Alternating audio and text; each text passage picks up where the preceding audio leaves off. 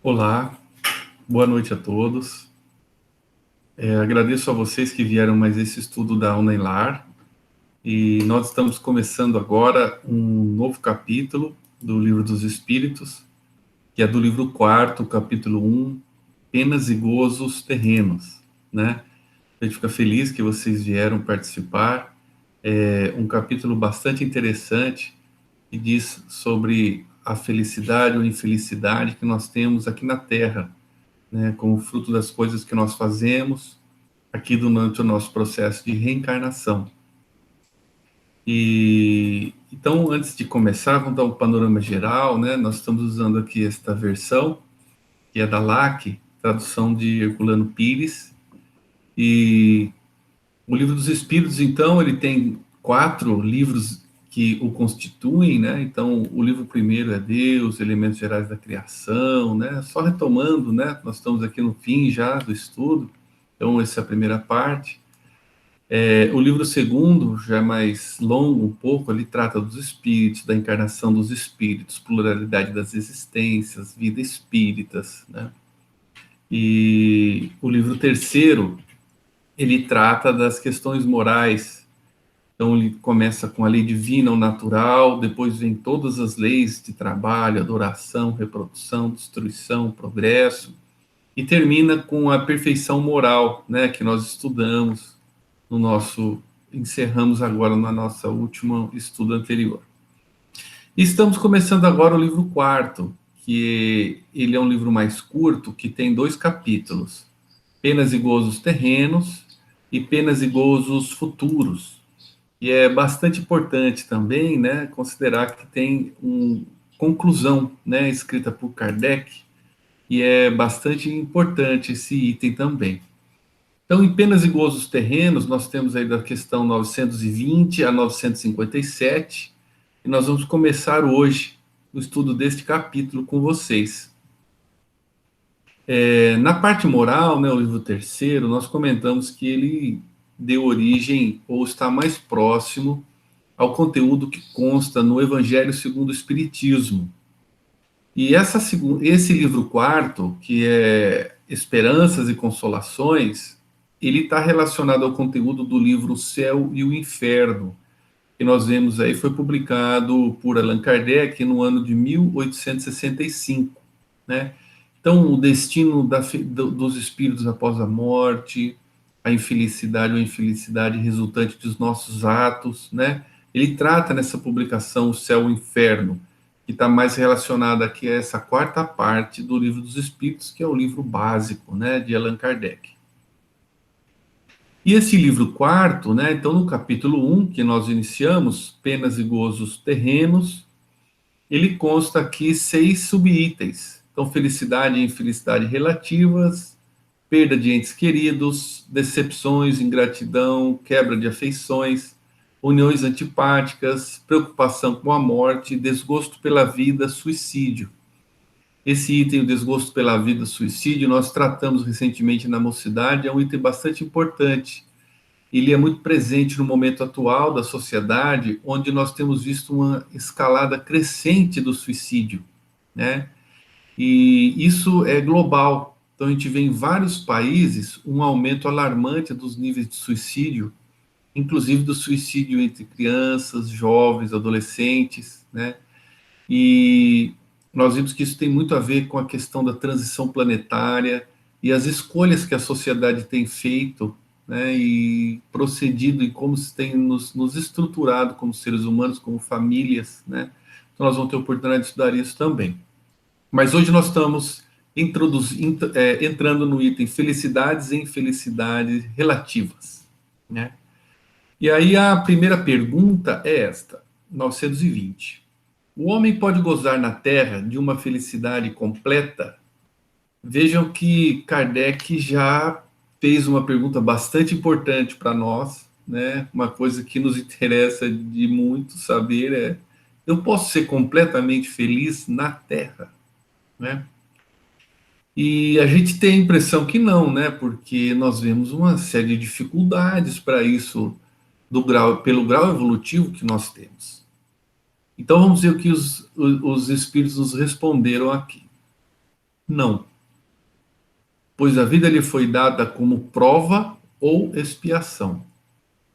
Mas, eles complementam, dele depende abrandar os seus males e ser tão feliz quanto se possa ser na terra. Então, os espíritos disseram que felicidade plena não seria possível, porque os objetivos da encarnação são diferentes, eles são muito particulares. E nós temos que nos aprofundarmos e entender por que viemos ao plano material. Por que nós estamos lá no plano espiritual e reencarnamos, né?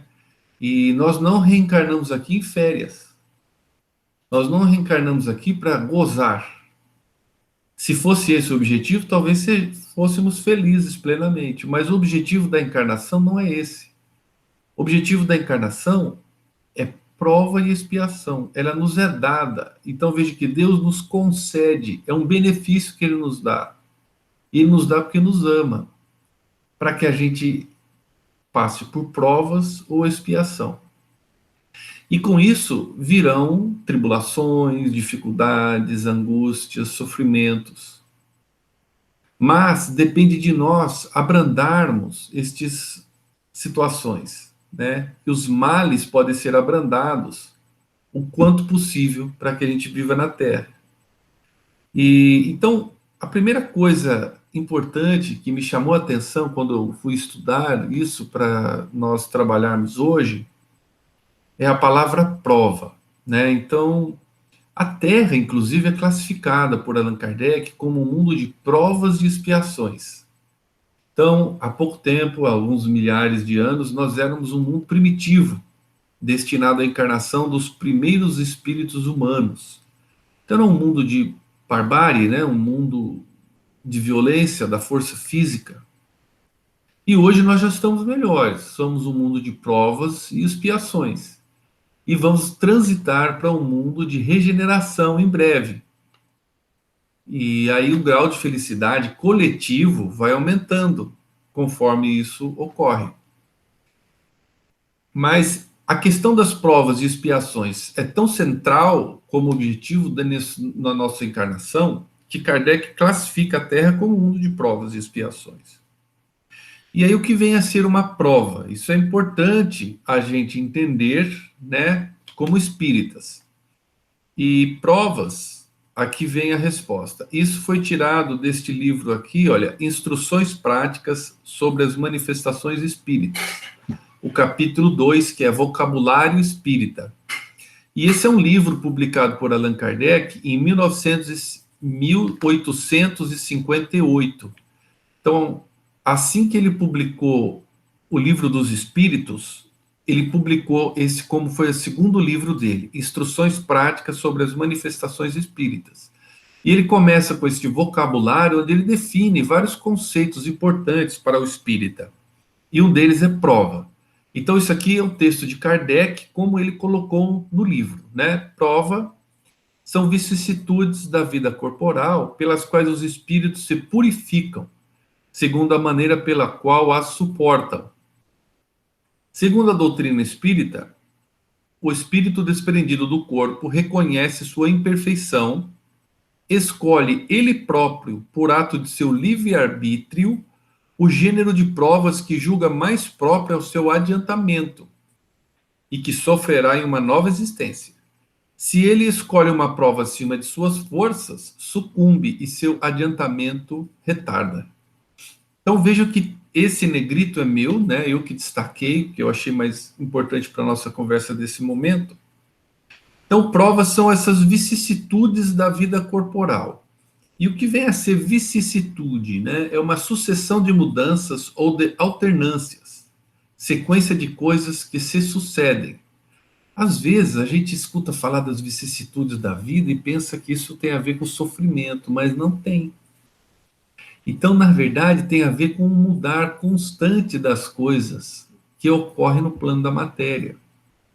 No hinduísmo, eles falam da impermanência. Buda tratava como uma das causas de sofrimento a impermanência.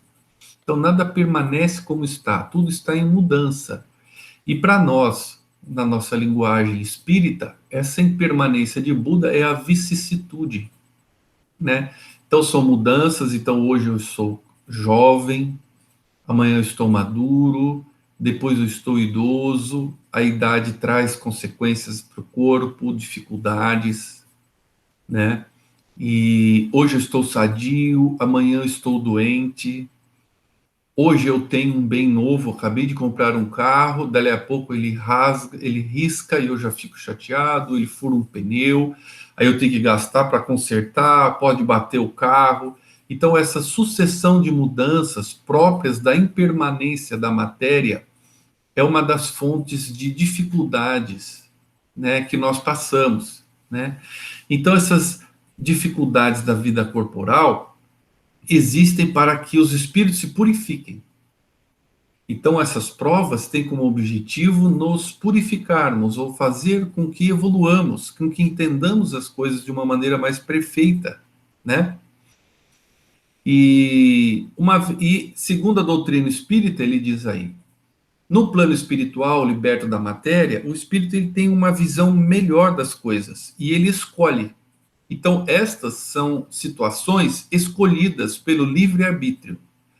Então, eu escolho determinadas provas, determinadas situações que a vida me apresentará, para que, ao passar por elas, eu adquira conhecimento, bondade, renovação dos sentimentos, sabedoria, e com isso me aproxime do estado feliz espiritual, né?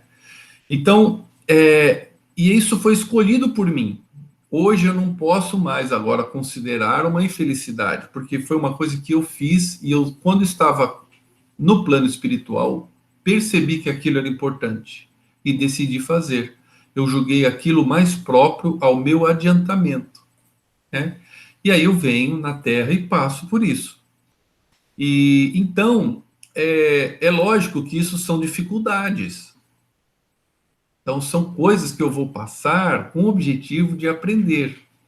E isso, de alguma forma, não é compatível com a felicidade plena, mas também não é uma infelicidade, não é? Então, o aluno que está fazendo prova, muitas vezes é difícil, ele tem que se dedicar, né? Aquilo é chato às vezes, né? Exige, demanda. Só que quando ele tira um 7, 8 ou mesmo 10, ele fica feliz, porque ele cumpriu o que ele precisava, né? Então, isso é uma das características da encarnação. A segunda é a expiação, né? E a expiação, segundo Kardec, é uma pena que sofrem os espíritos em punição de faltas cometidas durante a vida corpórea. Então, pena, né? O que seria isso? É uma sanção aplicada por punição ou como reparação por uma ação julgada repreensível, castigo, condenação, penitência. Então, aqui Kardec coloca mesmo uma consequência negativa. E essa expiação é uma necessidade de reparação que nós temos da lei. E nós não precisamos entender isso como sofrer. Por quê? Ter uma pena não significa que eu precise sofrer. Eu posso passar por aquela dificuldade de boa, com uma boa perspectiva, imaginando que tudo vai dar certo, com força, otimismo, né? Resignação. E aí aquela pena ou expiação, ela não me leva necessariamente ao sofrimento, sabe? Isso é muito importante. Eu acho que a gente tem que rever esses conceitos, né? E aí ele diz que, como sofrimento moral, ele se verifica no estado errante. Então, esses erros, essas coisas que nós cometemos por nossa ignorância, porque a gente erra enquanto não conhece a realidade ou a verdade dos fatos, né? Então, isso gera um sofrimento moral no estado errante.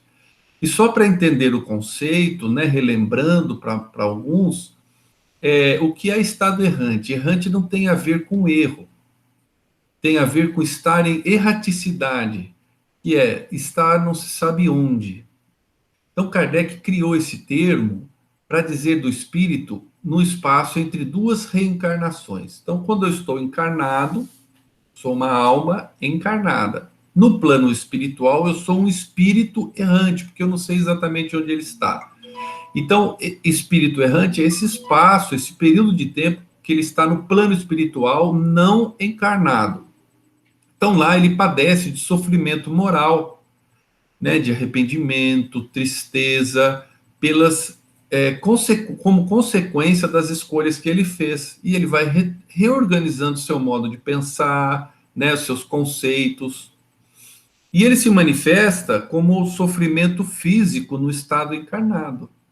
Então, no estado encarnado, podem ser dificuldades físicas, como eu não ter um corpo saudável, né? Eu não ter todo o dinheiro que eu gostaria de ter, eu não ter poder, né? Eu ter uma condição humilde que me traz algumas dificuldades, né? Eu não ter prestígio, às vezes ter uma limitação de inteligência. Então, são expiações que eu aceito como consequência daquelas atitudes que nós tivemos, né? Então, essas vicissitudes, que são as transformações constantes da vida, e os tormentos, ou essas dificuldades mesmos que se apresentam para nós, são ao mesmo tempo provas para o futuro e expiação para o passado. Veja que bonito. Eu mesmo, enquanto estava preparando esse estudo hoje, me ative a isso e revi este conceito. E foi para mim bastante interessante perceber isso que Kardec colocou já em 1858, né? Que expiação e prova muitas vezes se confundem. Então, uma dificuldade que eu passo hoje, ela pode ser uma expiação do passado, ou a oportunidade de reparar. E, ao mesmo tempo, ela é uma prova para o futuro, porque se eu cumpro aquilo de modo satisfatório e aprendo aquilo, eu sei que no futuro eu não precisarei mais passar por aquela dificuldade, ou se ela se me apresentar, eu tiro de letra. Ou seja, eu já aprendi aquela lição, eu vou saber me desempenhar muito bem e aquilo não me trará mais sofrimento, porque eu sei como me conduzir dentro da lei divina, e isso já é suficiente para que eu seja feliz, né? Então, a expiação, ao mesmo tempo que resgata e permite a gente rever o passado, ela já é uma prova para o futuro, porque eu estarei já vencendo coisas que, se vierem a acontecer, eu já sei, né? E então, por essa característica da reencarnação, ela nos é dada para que a gente reveja ou se desafie a provas, ou espie as coisas que fizemos errado na forma de alguma coisa que a gente possa reparar tudo isso, ela impõe algumas limitações a essa felicidade completa. Então, não é? É o estado evolutivo nosso, infelizmente, a gente tem que aceitar isso. Mas depende de nós o quê? Abrandar os seus males e ser tão feliz quanto se pode. Então, nós vamos ver em várias lições, várias perguntas que se sucederão, que na medida em que eu tenho duas coisas, eu faço a lei de Deus, então eu faço certo, né? Eu cumpro o que é necessário e tenho fé no futuro. Esses dois aspectos, cumprir o que é necessário, fazer o certo, ter força de vontade, disciplina, resignação, né? A resignação não é uma atitude complaciva de aceitação passiva, não, ela é ativa, né? Eu estou resignado, mas eu faço, na medida das minhas forças, tudo para transformar para melhor. Mas eu não fico inconformado e sofrendo naquilo que não consigo mudar. E tenho fé no futuro, esse é o outro aspecto. Eu sei, como espírita, que a reencarnação é um momento de estudo e aprendizado, mas a minha vida eterna e verdadeira é a espiritual. E não é só o espiritismo que ensina isso, né, pessoal? Qualquer religião trabalha com a vida futura.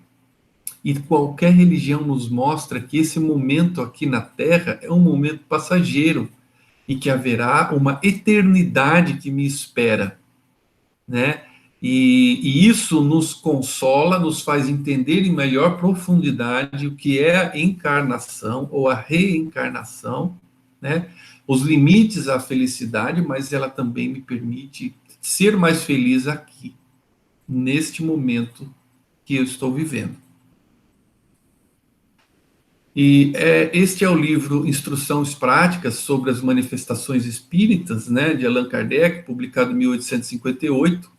E do vocabulário que ele tem, eu trouxe essas duas palavras.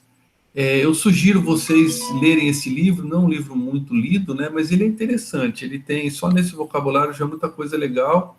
Ele é um livro bom de se ter e ler. E eu não gostaria de encerrar essa questão 920 apenas falando em provas e expiações, né? Então eu trouxe para a nossa reflexão a questão 132, lá do livro segundo do Livro dos Espíritos, lá no começo do Livro dos Espíritos, quando Kardec pergunta qual é a finalidade da encarnação dos espíritos, né? Aqui a pergunta é se o homem pode gozar de felicidade plena na Terra. E aí ele explicou que não, porque a gente tem provas, expiações, mas isso são coisas que fazem parte dos objetivos da encarnação. Mas quando a gente vê essa pergunta, ela é muito bonita. Kardec pergunta por que a gente encarna ou por que a gente reencarna sucessivas vezes, né, na Terra. E a resposta dos espíritos é a seguinte: Deus a impõe. Então é uma coisa que a gente vai ter que passar, não é uma opção nossa. Mas o fim dela é nos fazer levar à perfeição. Então, o objetivo da encarnação, pessoal, é sermos perfeitos. E na medida em que nos depuramos e aperfeiçoamos, vamos sendo felizes. Então, ela é um elemento para que a gente atinja a felicidade verdadeira, né? E aí os espíritos explicam, né? Para uns é uma expiação, para outros é uma prova e para outros é uma missão. E eu destaquei aqui. Então, além das questões de provas e expiações, existe a reencarnação de missionários. Jesus, o maior dos missionários que veio entre nós. A gente não pode dizer que a vida de Jesus foi fácil. Ele nasceu pobre, nasceu numa estrebaria no meio dos animais, morreu na cruz, um grande sofrimento físico. E ele não fez aquilo nem como prova nem como expiação, ele fez como missão. E existe o sofrimento desses espíritos missionários que vêm para que, com seu exemplo, a gente aprenda a se superar, né? Então, existe isso também. Mas o mais que eu gostaria de destacar nessa resposta da 132 é que metade dela é prova, expiação ou missão. A segunda metade, veja que bonito. A encarnação tem ainda outra finalidade, que é a de pôr o espírito em condições de enfrentar sua parte na obra da criação. É para executá-la que ele toma um aparelho em cada mundo, em harmonia com sua matéria essencial, a fim de nele cumprir, daquele ponto de vista, as ordens de Deus. E dessa maneira, concorrendo para a obra geral, também progride.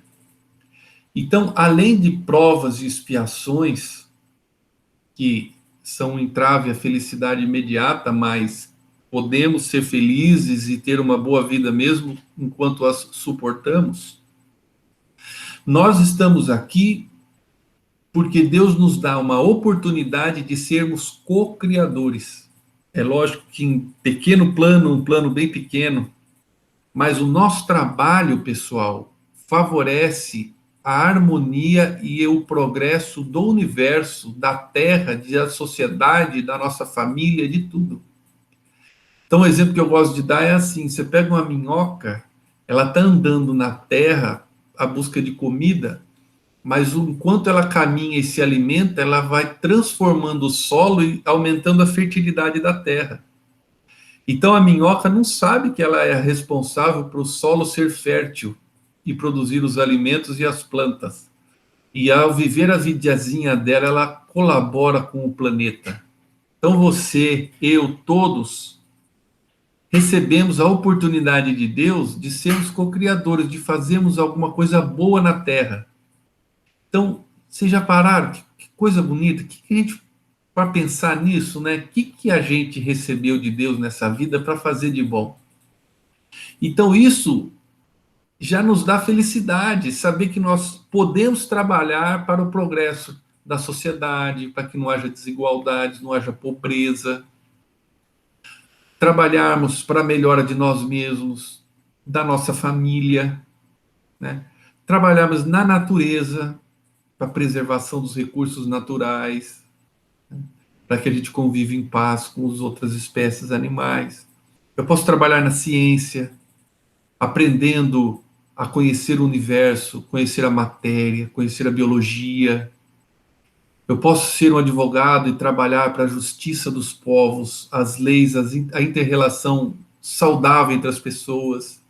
Então, tudo isso são coisas que Deus nos pôs na Terra para fazer e Ele tem um plano para nós. Nós podemos nos perguntar que plano é esse, e ao concretizarmos este plano, nós estaremos sendo felizes aqui na matéria, né? E colaborando para isso. Então a gente não vem só para prova e expiação, a gente vem para trabalhar e é uma oportunidade incrível da gente fazer o bem e fazer alguma coisa legal para a matéria, para esse universo que nós vivemos aqui, né? Concorrendo para a obra geral, nós também progredimos. E essa é a grande, faz parte da grande sabedoria de Deus, né? Quando ele constrói suas leis. Continuando aqui a pergunta 921. Concebe-se que o homem seja feliz na Terra quando a humanidade estiver transformada. Mas enquanto isso não se verifica, pode cada um gozar de uma felicidade relativa? Então Kardec antecipou e disse, olha, quando a gente for um planeta feliz, tivermos espíritos puros, felizes, onde não há maldade, né, não há crime, só há amor entre as pessoas. A nossa tecnologia está tão alta que a gente controla as doenças, não há fome, não há doenças, não há falta de moradia, todos somos justos, trabalhamos pelo amor. Então, nessa hora que a Terra estiver transformada, eu compreendo, né, diz Kardec, que nós sejamos felizes. Mas e agora? No momento atual, onde há injustiça social, a gente rico demais, a gente pobre demais, a doença, como essa pandemia que estamos vivendo agora. Será que, neste momento, nós podemos gozar de uma felicidade relativa?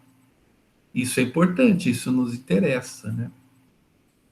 É muito importante que dentro das revoluções do espiritismo, né, ele trouxe muita coisa nova. Uma é a finalidade da reencarnação, que a gente falou, a própria reencarnação.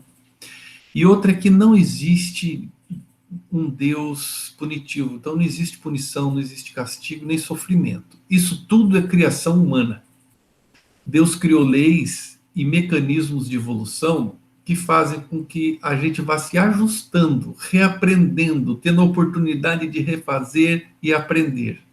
Quando a gente sofre ou é infeliz, é porque nós estamos reagindo mal. Nós é que temos que rever isso aí, né? Então, essa é uma questão bastante importante do Espiritismo. E aí, Kardec vem perguntando isso: como que a gente vai fazer, então, para ter essa felicidade possível?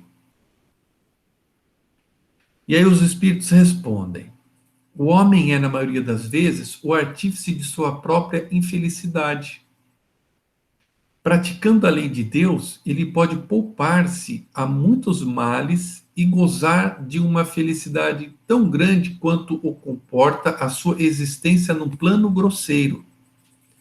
Veja que interessante a resposta, né?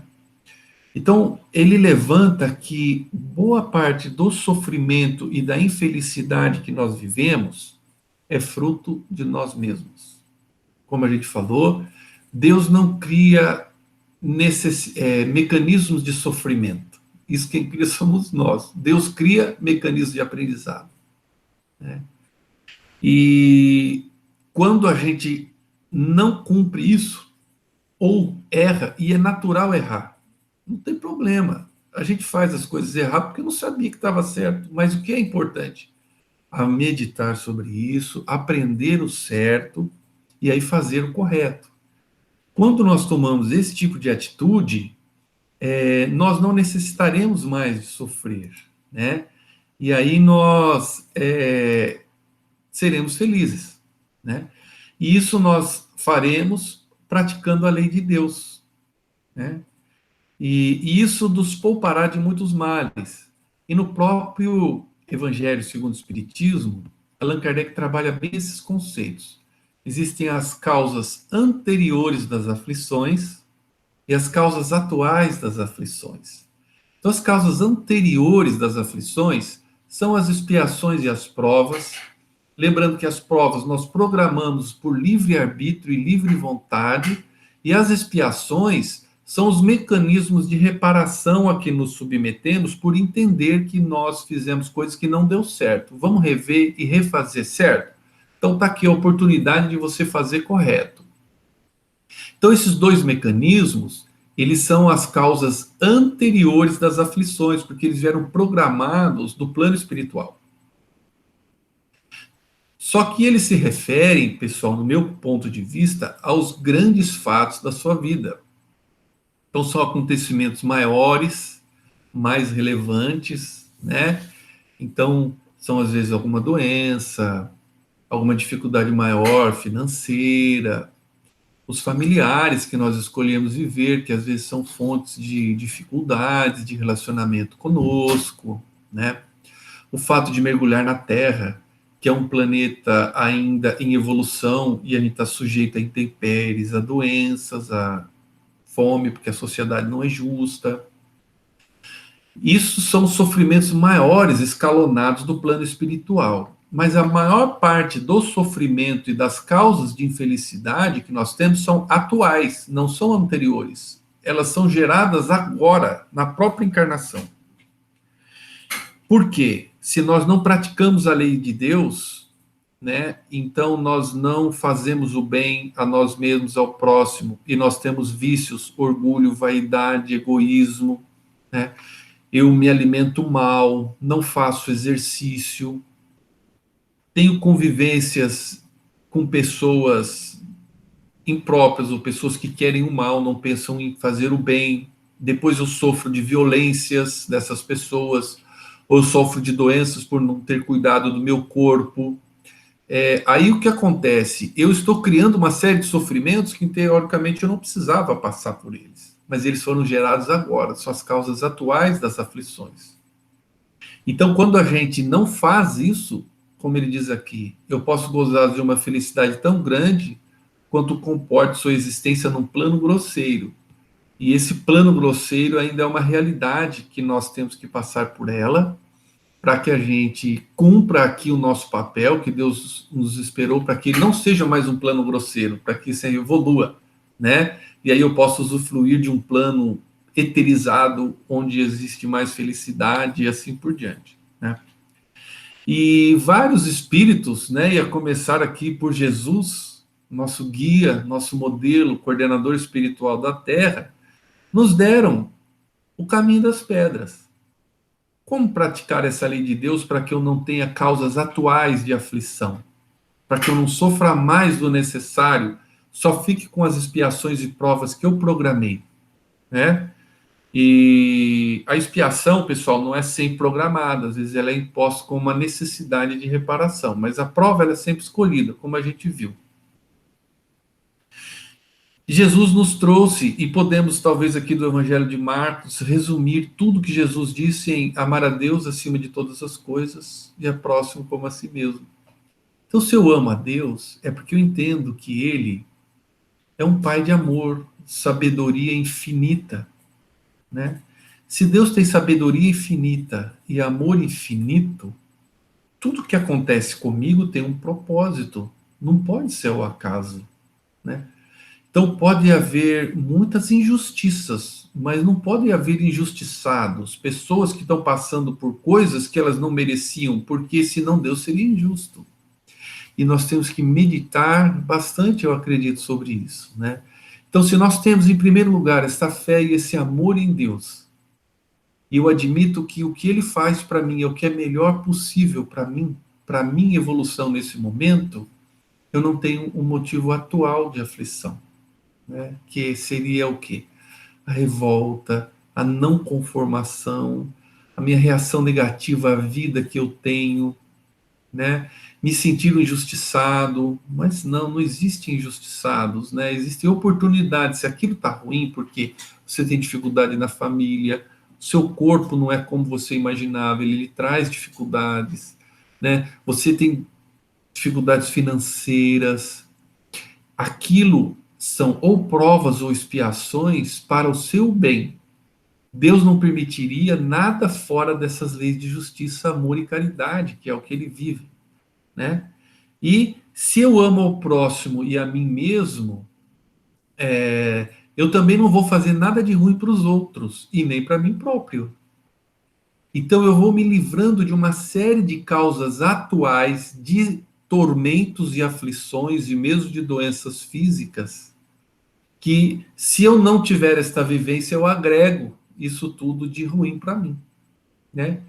E essas leis de Jesus foram todas elencadas por Kardec, então, no livro terceiro do Livro dos Espíritos, com a lei de, né, a lei de trabalho, conservação, justiça, amor e caridade, adoração, reprodução. Então é importante que a gente medite, estude, né, e busque, dentro dessa filosofia espírita, uma visão mais nova, renovar esses pontos de vista que nós temos, né? E aí, com isso, como perguntou Kardec, será que eu posso sofrer de uma, gozar, desculpa, de uma felicidade relativa? Sim, pode.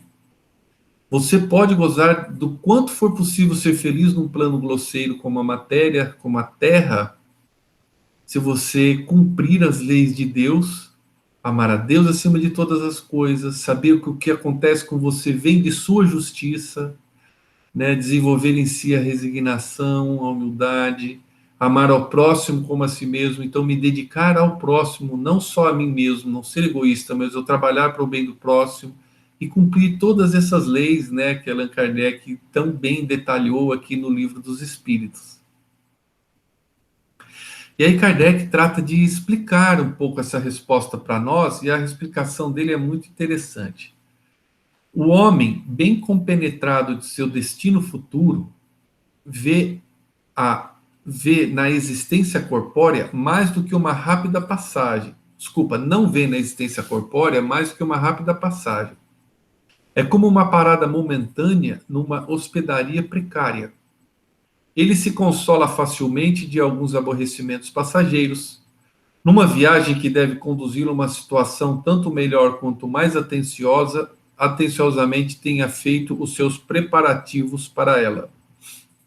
Então, aqui a questão chave, né, na interpretação dessa pergunta, dessa resposta que Kardec nos traz aqui nesse comentário, é a compenetração do meu destino futuro. Então, saber que o momento na Terra é um momento curto, é um dia na escola. Mais que isso, é o dia de teste, é o dia de prova ou de expiação. E haverá dificuldades mesmo, né, para que a gente passe por esse dia. Mas a analogia que ele fez é muito bonita. Então, imagina que você está indo para passar um mês, vamos exagerar, na praia ou na montanha, num lugar muito bonito, e lá estarão com você sua família, seus amigos. Então você imagina que você vai para um lugar muito bom, muito gostoso, muito confortável, na presença de pessoas que você ama, que você gosta. Então, só que para chegar lá é longe, né? Demora muitas horas. Então você precisa parar no meio do caminho e dormir ali num hotel de estrada, um hotel simples, né? Um hotel que não tem uma cama super confortável, o café da manhã é bem simples, mas você consegue descansar nesse lugar, consegue se alimentar nesse lugar. Então, aquelas poucas horas ali naquele hotel não lhe atrapalham a felicidade que você antevê quando você chegar no lugar onde você está indo para passar umas férias de um mês, né? E se você está, principalmente se você está preparado, sabe que vai acontecer lá, tá o pessoal que você gosta te esperando.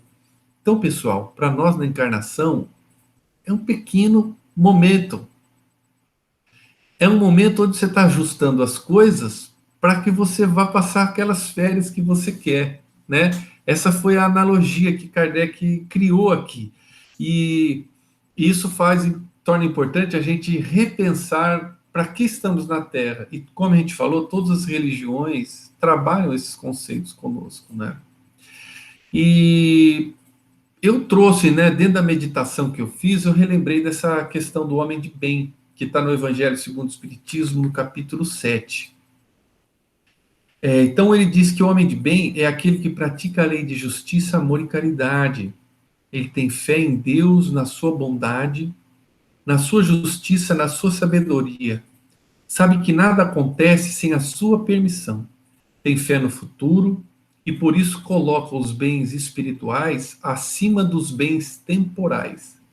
Então, quando a gente vê o homem de bem, nós vemos aqui no Evangelho uma meta a ser alcançada. E, por outro lado, a gente vê que quando a gente for o homem ou a mulher de bem, for o ser humano de bem, nós já seremos felizes. Então, esse é o caminho da felicidade. E a pessoa que vive o homem de bem na terra, por praticar a lei de justiça, amor e caridade, ou seja, fazer o bem ao próximo, pensar no próximo como em si mesmo, amar a Deus acima de todas as coisas, ter fé no futuro, na sua justiça, na sua sabedoria, ele já é feliz agora. Não precisa ser feliz no futuro. Quando eu tiver isso, não, é agora, né? Então, essas lições do Evangelho, elas são muito importantes, porque elas têm a ver com o quê? Com sermos felizes, na medida em que compreendemos e temos vontade e força para praticar agora na Terra a lei de Deus. E ele ainda continua a explicação. Somos punidos nessa vida pelas infrações que cometemos às leis da existência corpórea, pelos próprios males decorrentes dessas inflações e pelos nossos próprios excessos. Então, ele colocou aqui 3 causas de sofrimentos atuais, não anteriores. São coisas que eu aumentei e não precisava passar por isso. Estou passando porque estou ainda em fase de aprendizado e errando, mas eu vou acertar. Então, ele é punido pelas infrações que cometemos às leis da existência corpórea, aos males decorrentes dessas infrações e pelos nossos próprios excessos. Então, como já comentamos, se eu tenho excesso de alimentação, excessos representados por egoísmo, usura, né, vaidade, acúmulo de bens, né? Se eu me preocupo com a matéria e não com o espírito, se eu não tenho amizades porque na verdade eu só quero coisas, eu vou sofrer as consequências dessas escolhas que eu estou fazendo. Tudo bem, faz parte do nosso aprendizado, mas aquele momento não tem nada a ver com Deus, porque não existe castigo, só existe consequência. Então a semeadura é livre, mas a colheita é obrigatória.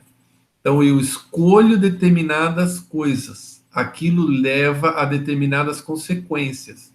Quando eu vou passar por aquelas consequências, às vezes eu me revolto, mas é uma questão natural. O que é importante? Aceitar o que fez de errado e renovar, né? Reorganizar sua vida e não errar mais. Essa questão de culpa é um problema muito sério, né? E até minha esposa, né, a Cristiana, ela gosta bastante dessa questão de filosofia, de psicologia, e ela comenta que ela vê conteúdos sobre isso, né? Quanto que aceitar a sua responsabilidade ou culpa, quanto que isso é libertador. Nós precisamos aceitar quem somos, inclusive os nossos erros. E vendo isso, né, as infrações que cometemos contra a existência corpórea, os resultados dessas infrações, eu me lembro de Santo Agostinho. Então, no capítulo anterior do Livro dos Espíritos, que a gente estudou juntos, ele nos recomendou como sugestão que a gente fizesse toda noite uma avaliação do dia. Então, que a gente avaliasse o que fez, por que fez, se outros fizessem, como eu julgaria aquilo, certo ou errado? Sim ou não? E Kardec depois detalha que é importante fazer essa avaliação de forma bem objetiva, para que a gente detecte o que fez de certo ou errado e refaça. Aceite o que não tem de bom. Isso é maturidade espiritual, né? E não fique colocando a culpa em Deus ou em alguém. Ah, eu sou infeliz por quê? Porque na Terra existe muita injustiça. Eu sou infeliz porque na Terra existem doenças. Eu sou infeliz porque eu nasci com um corpo que tem determinadas características que hoje eu não gosto, não está dando certo. Eu sou infeliz porque eu tenho um pai assim, ou eu casei, agora minha esposa, o meu marido é diferente. Eu tenho um filho, veja só o que ele faz. Nada disso, né? Santo Agostinho nos ensina que a gente interprete e veja que normalmente você tem a sua responsabilidade nas coisas. E você só pode trabalhar no que diz respeito a você. Não, você não deve mudar o outro, mas sim a si próprio, né? E a gente começa a entender tudo isso e nos não cometer mais as causas atuais das aflições, né? E levar a encarnação melhor, porque o nosso objetivo aqui é sermos felizes, sermos perfeitos, né? E passar muito bem, o melhor possível, pelas nossas expiações e pelas nossas provas, né? Então, na realidade, existem apenas consequências, né? Então, aqui ele fala, olha que legal, se retomarmos pouco a pouco a origem do que chamamos infelicidades terrenas, veremos a estas, na sua maioria, como a consequência de um primeiro desvio do caminho certo. Em virtude desse desvio inicial, entramos num mau caminho e, de consequência em consequência, caímos na desgraça. Então, esse exercício proposto por Santo Agostinho, ele é importante porque nos permite autoavaliarmos, reconhecemos o que é de responsabilidade nossa, não culpar a Deus, nem ao próximo, nem à sociedade, né? E reagirmos de forma positiva, nos perdoando e reorganizando a nossa vida para que a gente não erre mais, né? E com isso nós nos livraremos de grande parte das tribulações, tormentos ou dificuldades que nos assaltam. E também teremos mais chance de cumprirmos as provas e expiações, que são os objetivos da encarnação, de forma mais leve e com mais sucesso, né? Então, lembrando isso, só existem consequências, não existem culpas e não existem castigos. E a gente deve encarar assim e reaprender como nos organizar, né? Então, isso aqui, eu que resumi dessa palavra, né, entendendo aqui essa parte de que Kardec comenta, que existem consequências do desvio no processo de aprendizado. E essas consequências são o sofrimento moral no estado errante, que é o estado da vida espiritual, não tendo corpo, o sofrimento lá é moral, e o sofrimento físico no estado encarnado, assim diz Kardec. E de minha parte, eu coloquei entre parênteses, entre colchetes, moral também aqui, porque nós padecemos de angústia, depressão, tristeza, né? Então, há também muito sofrimento moral, e muitas vezes ele é baseado, ou quase sempre, ele é baseado na dificuldade que nós temos de ainda compreender as leis divinas, compreender os objetivos da encarnação e trabalharmos mais ativamente e de uma forma produtiva, né, na reorganização de nós mesmos e das coisas.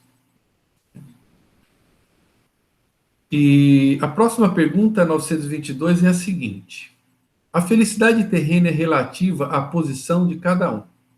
O que é suficiente para a felicidade de um faz a desgraça do outro.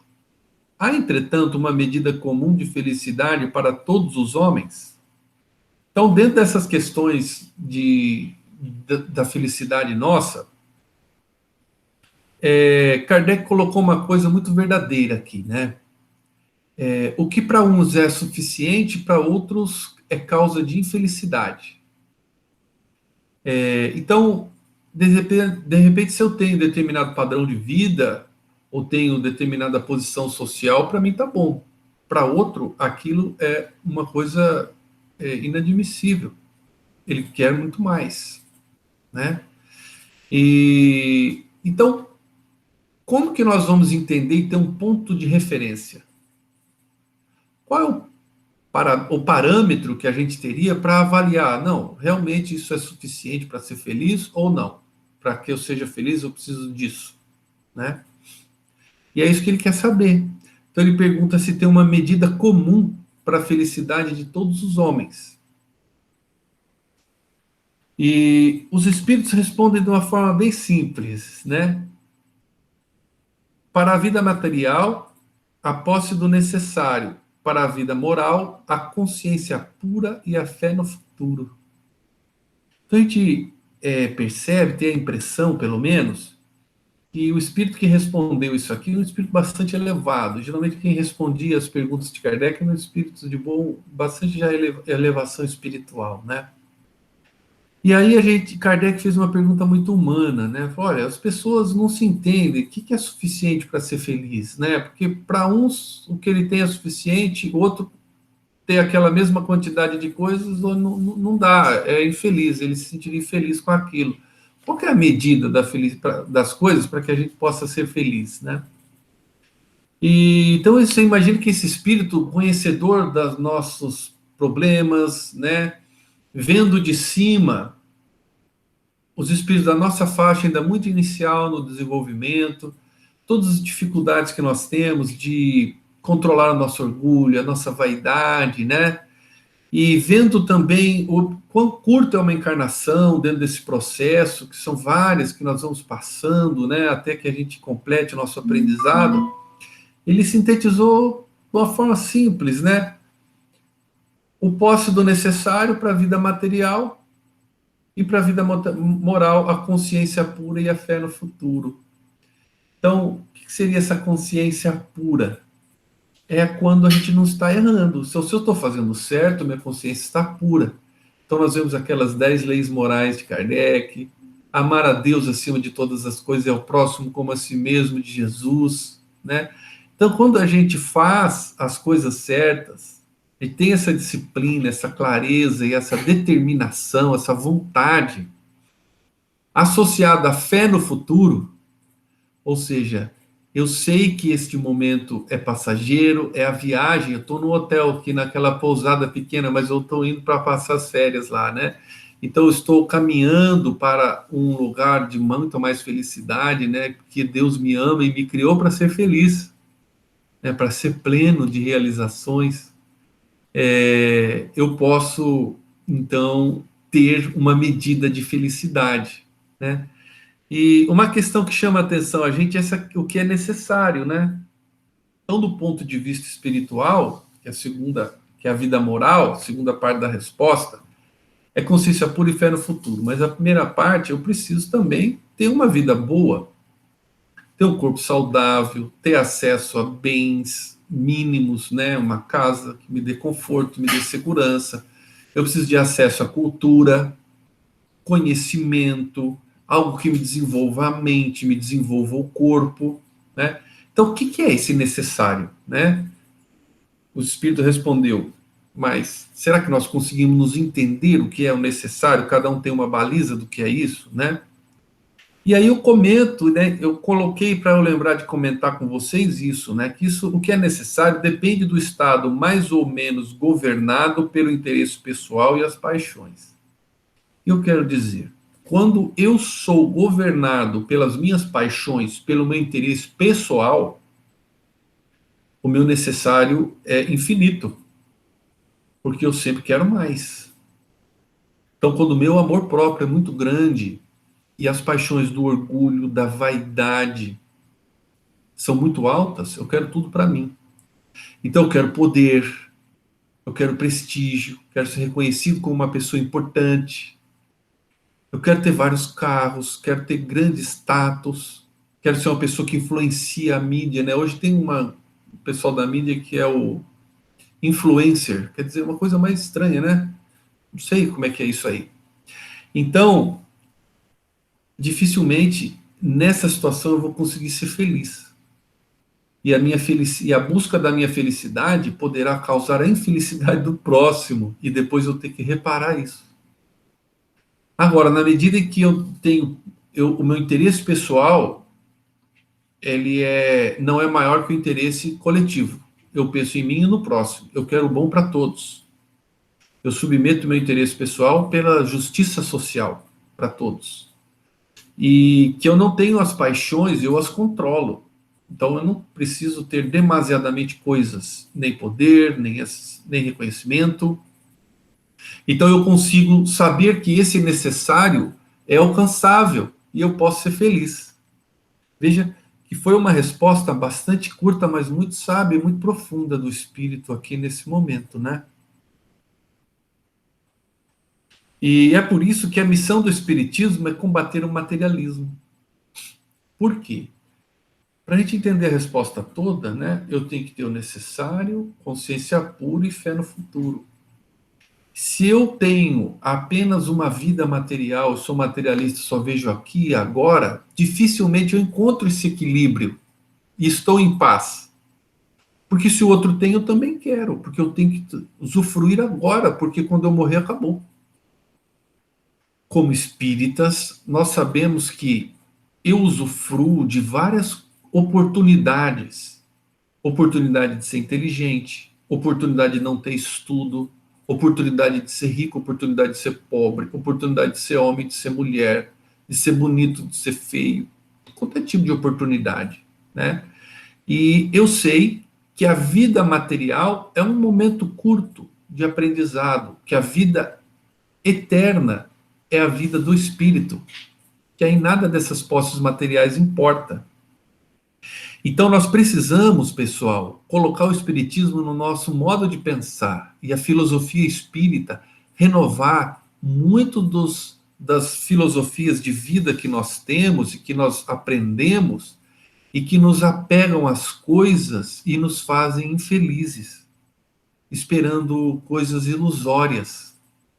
Veja que se a gente tem a consciência pura do que fez o possível dentro do meu melhor, eu tenho fé em Deus que me colocou na melhor situação para mim. E eu não quero para mim nada, eu não considero necessário para mim mais que os outros, mas sim igual aos outros.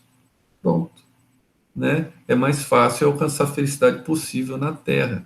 E o Espiritismo ele tem essa missão muito importante de rever todas essas filosofias de vida, para que a gente empregue isso na nossa interpretação dos fatos e a gente transpareça isso nas opiniões que a gente dá para as pessoas, no nosso modo de vida, e a partir do nosso exemplo pessoal, nós contaminemos à nossa volta todo mundo para que a gente construa juntos essa felicidade possível aqui na Terra. A 923. Aquilo que seria supérfluo para um, não se torna necessário para outro e vice-versa, segundo a posição? Então ele se aprofunda nessa questão do necessário, né, que o Espírito falou lá, o necessário para a boa vida, para a vida material. E aí a gente discutiu já bastante dessa questão do necessário, mas Kardec também quis, né? Ele detectou que isso era uma coisa assim um pouco mais complicada, né? O que é necessário para um ou para outro, né? Então, para algumas pessoas, o necessário é ter vários carros, né? É ser um artista famoso, ter um corpo perfeito, né? Ser uma pessoa de que as pessoas respeitam a opinião dele, ou não, né? E a segunda posição que ele diz aqui é segundo a classe social mesmo. Então, de acordo com a posição social, existem diferentes necessidades do que é mínimo. Então, às vezes, as pessoas começam a criar uma série de ilusões, né? Então, vamos ver o que os espíritos esclarecem Kardec quando ele fez essa questão. É uma pergunta bastante longa, mas a resposta é bem interessante. Desculpa, a resposta é longa, mas interessante. Então, realmente, o espírito confirma, sim. Ou seja, o que um acha supérfluo, para o outro é necessário. Ele precisa ter aquilo, senão ele não é feliz. Sim, de acordo com as vossas ideias materiais, os vossos preconceitos, ambição e os vossos caprichos ridículos, olha que palavra ele usou, caprichos ridículos, para os quais o futuro fará justiça quando tiverdes a compreensão da verdade. Então, tudo bem, nós estamos evoluindo. Graças a Deus, nós estamos aqui no Espiritismo estudando para entender essas verdades mais rápido, mas outras religiões também chegarão lá, todo mundo chegará lá, porque, como filho de Deus, é o nosso caminho. Mas a falta de compreendermos estes fatos cria em nós o que ele chamou aqui de preconceitos, ambição, caprichos ridículos e ideias materiais, né? O combate ao materialismo, né? Que é bastante importante para a gente. Sem dúvida, aí ele dá um exemplo. Aquele que tivesse uma renda de 50 mil libras e a visse reduzida a 10 mil, considerar-se-ia muito infeliz por não poder continuar fazendo boa figura, ou seja, ter o status social de importância que lhe atribui, mantendo o que chama de sua classe, ter bons cavalos e lacaios. Então, na época de Kardec era ter cavalo, hoje é o quê? Ter carro de luxo, ter iate, né? Jatinho, várias mansões espalhadas em vários lugares do mundo, né? Então ele acha que é aquilo que precisaria.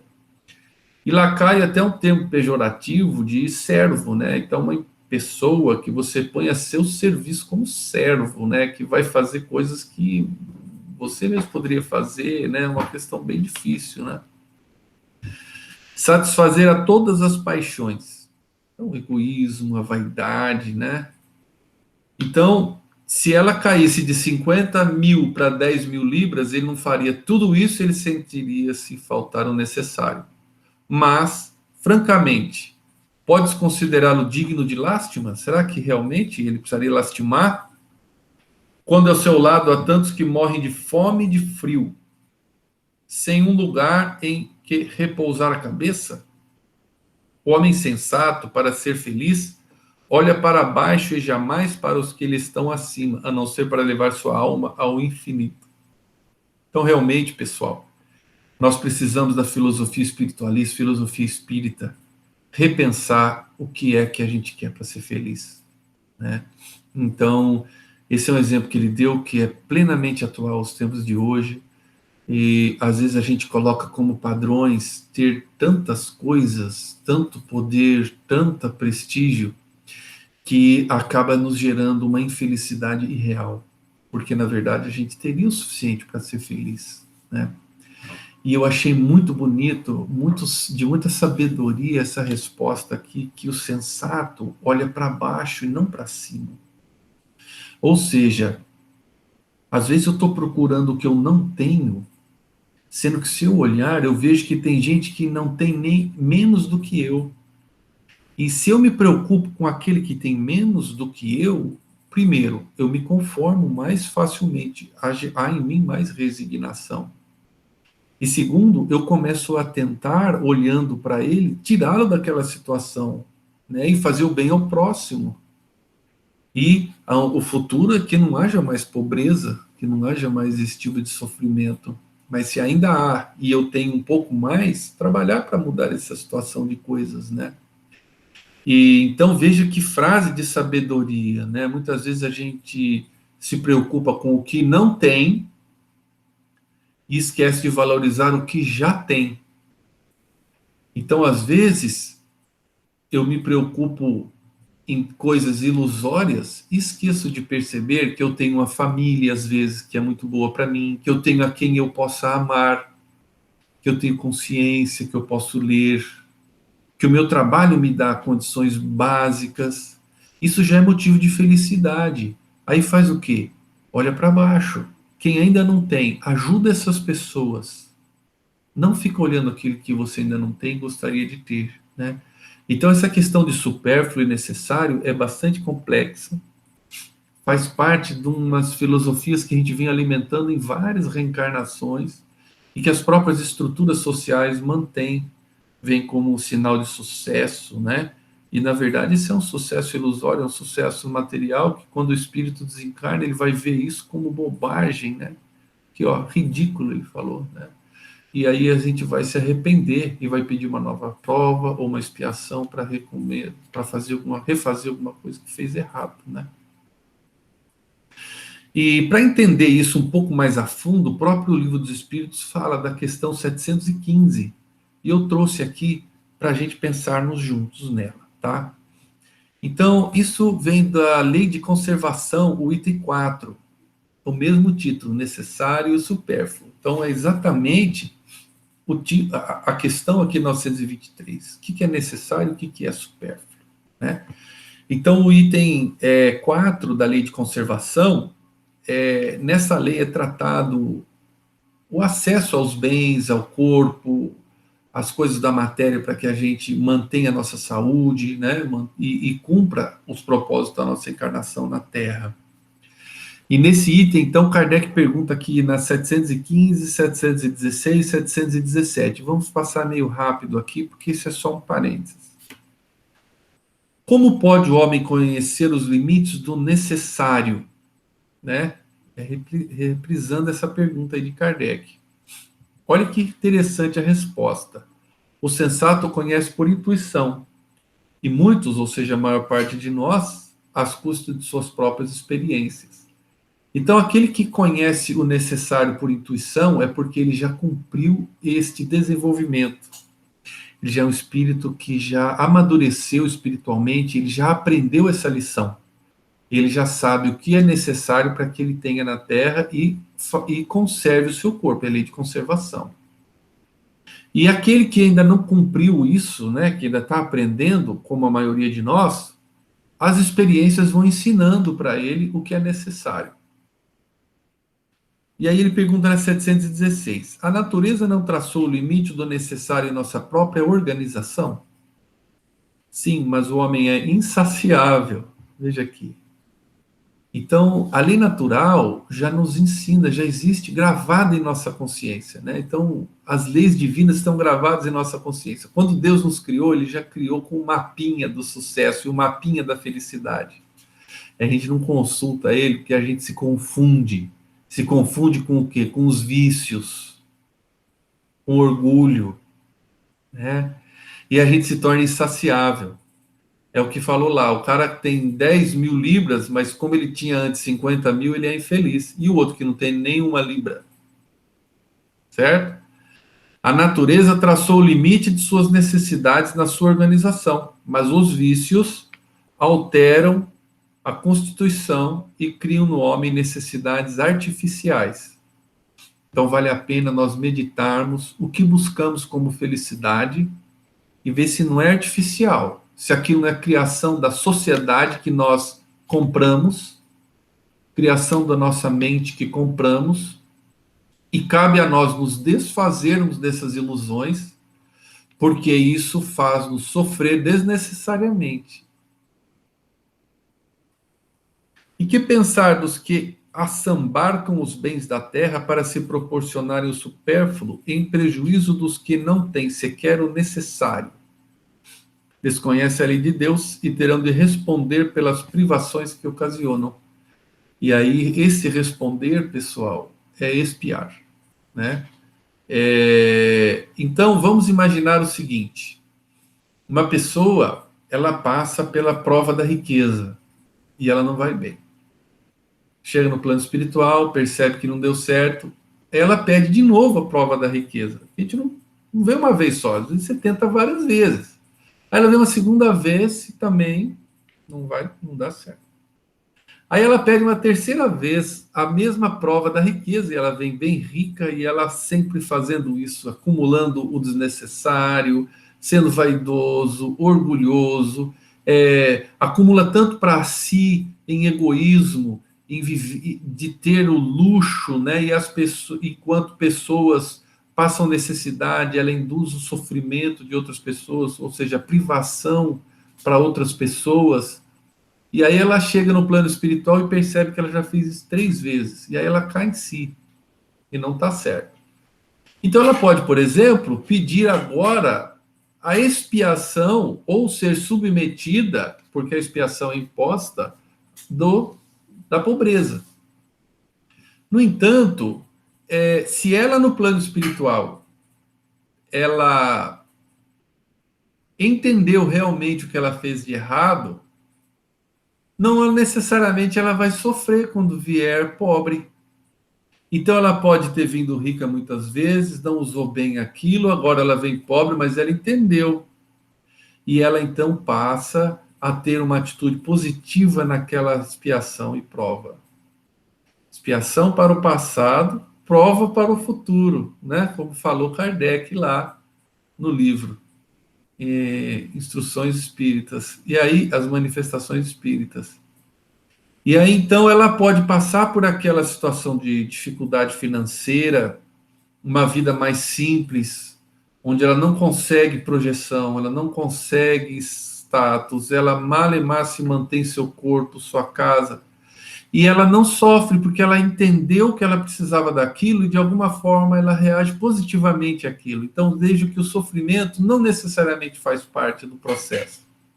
O que faz parte é a reparação apenas, porque ela é a maneira da gente aprender as lições da vida e as leis de Deus. E aqui agora na 924, né, Kardec pergunta o seguinte: existem males que não dependem da maneira de agir e que ferem o homem mais justo. Não há nenhum meio de se preservar deles? Veja que pergunta diferente agora, né?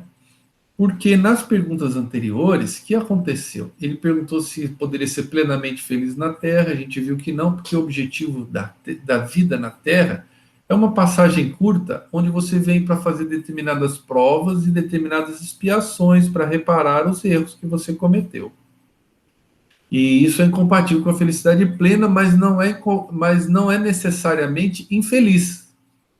Porque se você cumpre esses propósitos fazendo o que é correto dentro da lei natural, das leis divinas, amar a Deus, amar ao próximo, amar a si mesmo, e com fé no futuro, porque eu entendo a minha vida espiritual e que Deus de amor me prevê a evolução, já que eu estou aqui reencarnado para atingir a perfeição, eu vou conseguir ter uma felicidade relativa, né?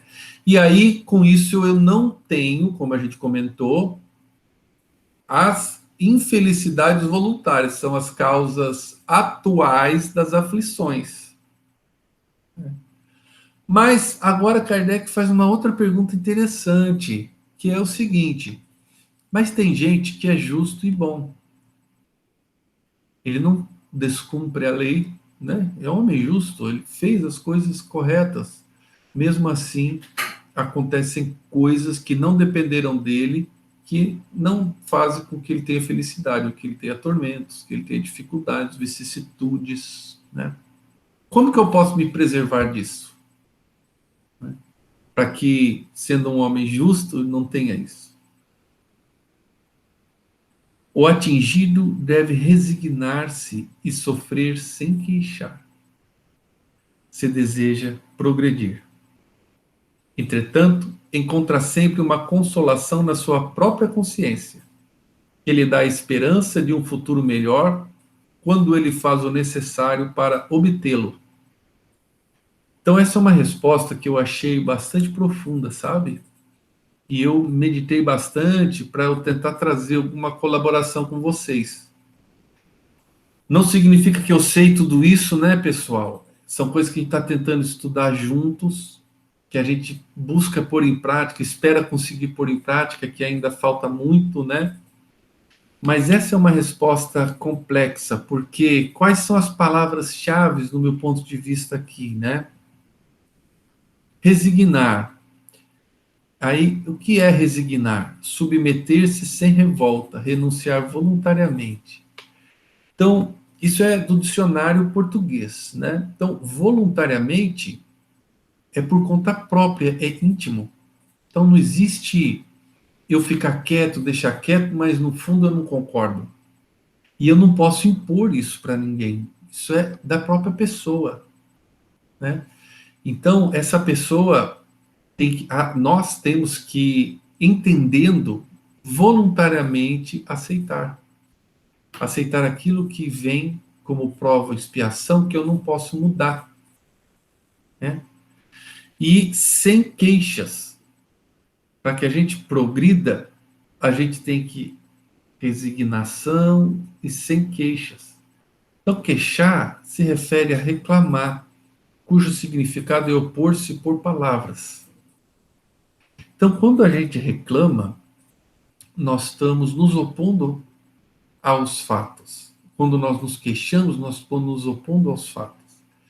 Então, se eu não consigo aceitar aquilo que está acontecendo comigo, eu perco a oportunidade de vivenciar aquilo no seu lado positivo e de aprender, né? E depois tem a questão da fé, ou seja, os 3 elementos aqui dessa resposta são a resignação, não se queixar, ou seja, não se opor ao fluxo dos fatos que eu não consigo controlar, mas sempre há consolo. Consolo da própria consciência que lhe dá a esperança no futuro. Aqui é a importância de combater o materialismo, porque o futuro é espiritual, né? E quando eu tenho fé, é porque eu amo a Deus, eu sei que Ele quer o melhor para mim, que o que eu estou passando é o que eu preciso passar, não é? E aí eu tenho, com isso, eu abro as condições do meu aprendizado para que se manifeste em mim as consequências positivas daquela atribulação que eu estou vivendo. E é por isso que não importa o sofrer ou a vicissitude, importa é como eu as passo. Porque se eu faço sem queixas e resignado, e mantenho a fé em Deus, eu consigo fazer com que eu aprenda. É a única forma de eu aprender aquilo de verdade e usufruir daquela oportunidade que a encarnação nos é dada para a minha evolução.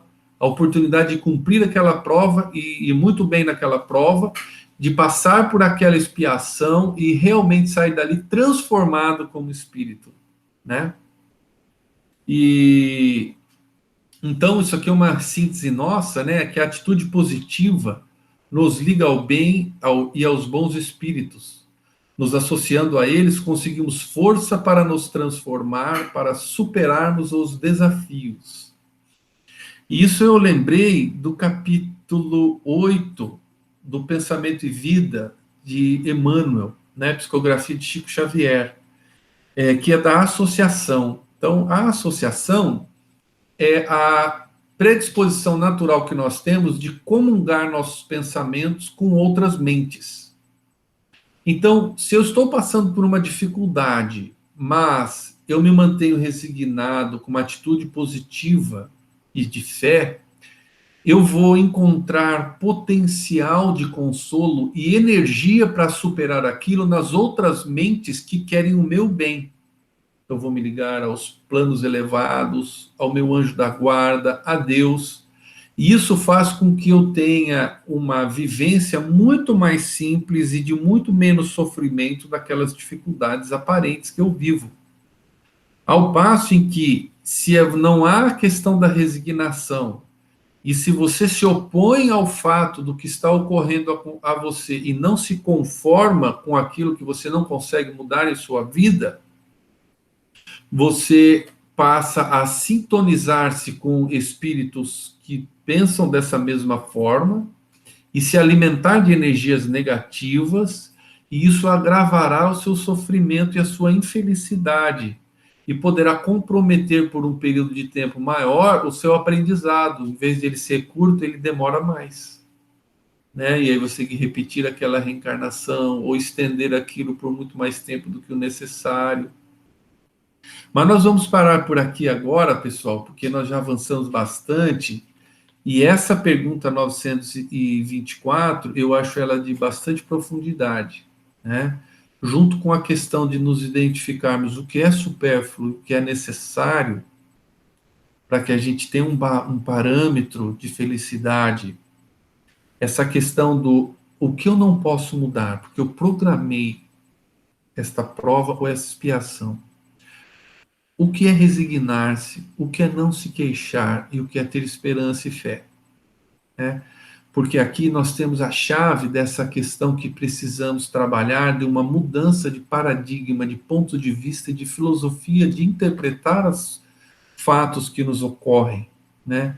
O familiar que convivemos, as dificuldades financeiras, o fato da Terra ser um planeta tão injusto, os fatos das injustiças que tem no Brasil, como que nós nos encaixamos, nos reagimos nisso tudo, né? E nós vamos continuar isso na próximo sábado. Convido vocês a virem, né, às 7 horas. Desculpa, no próximo domingo, às 7 horas, porque algumas vezes as pessoas confundem resignação com conformismo. E não é isso. Então, se conformar, às vezes, é uma atitude passiva improdutiva.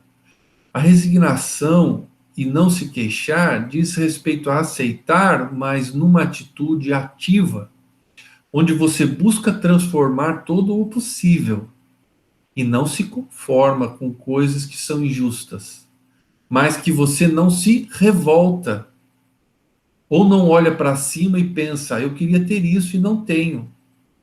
Olha para baixo e pensa, tudo bem, tem gente que tem ainda menos. Vamos trabalhar por eles terem tanto quanto eu?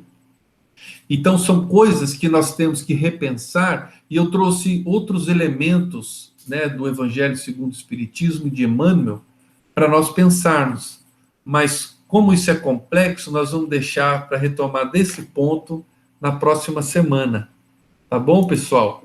Então, eu agradeço a atenção de vocês e nos vemos em breve. Um abraço.